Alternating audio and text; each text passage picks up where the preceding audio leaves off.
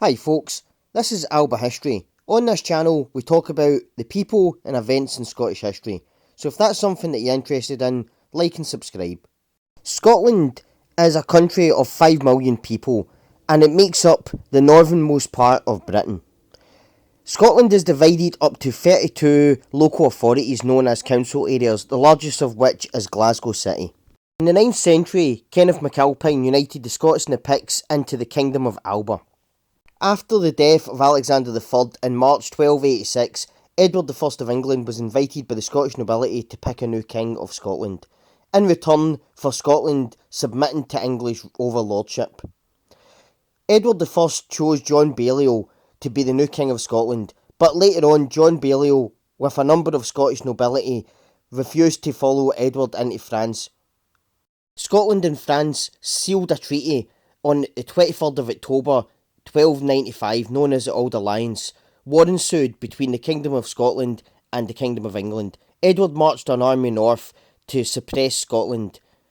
William Wallace would rise up, along with other rebels such as Andrew Moray, seen in this picture.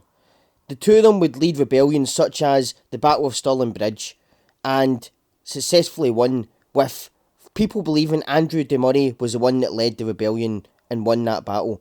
Robert the Bruce would then, later on, after Wallace was drawn, hung and quartered, would lead the rebellion and eventually lead to Scotland being independent once again. In 1320, the world's first documented Declaration of Independence, the Declaration of Arbroath, won the support of the Pope and was signed by the Scottish nobles.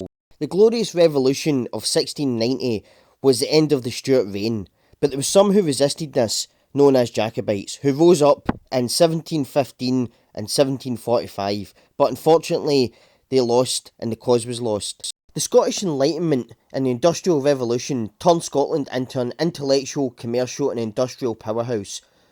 A lot of Scottish inventors were born and come up with inventions during this time. The First World War, Scottish troops fought in the Western Front, along with the Allies. They fought the German Empire and were known as very, very capable soldiers. The Scots fought all over the battlefields of Europe, but they also fought in the Second World War as well, later on.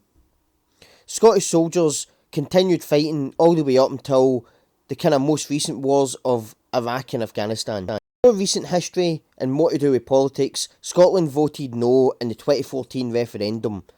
Thanks for watching and have an amazing day, guys.